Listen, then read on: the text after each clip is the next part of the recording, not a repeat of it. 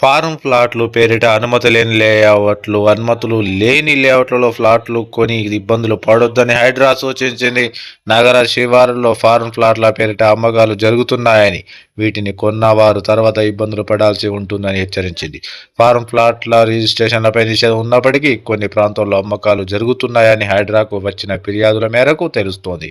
రంగారెడ్డి జిల్లా రాజేంద్రనగర్ మండలం Lakshmiguda village survey number 1.2 ఎకరాల్లో ఫార్మ్ ప్లాట్ల పేరిట లేఅవుట్ వేసి అమ్మేస్తున్నారని ఫిబ్రవరి 17న హైడ్రా ప్రజావానికి ఫిర్యాదులందాయి. ప్రజావాణిలో పలు ఫిర్యాదులు అందిన నేపథ్యంలో హైడ్రా కమిషనర్ ఏవి రంగనాథన్ గారు నగర ప్రజలను అప్రమత్తం చేశారు. Telangana municipal act 2019, Telangana Panchayati Raj act 2018లో పొందుపరిచిన విధంగా ఎక్కడ ఫార్మ్ ప్లాట్లు అమ్మడానికి లేదని పేర్కొన్నారు. ఫార్మ్ ల్యాండ్ అంటే 2000 చదరపు మీటర్లు లేదా 20 గుంటల స్థలం ఉండాలని ప్రభుత్వం గతంలోనే నిర్దేశించిందని చెప్పారు.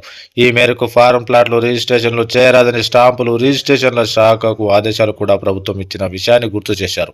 జీవో నంబరు 131 ప్రకారం 31/8/2020 తర్వాత వెలిసిన అనాథరైజ్డ్ లేఅవుట్లలో ఫ్లాట్లలో ఇళ్లు నిర్మించడానికి ఎలాంటి అనుమతులు ఇచ్చేది లేదని ప్రభుత్వం స్పష్టం చేసిన విషయాన్ని అందరూ గమనించాలన్నారు.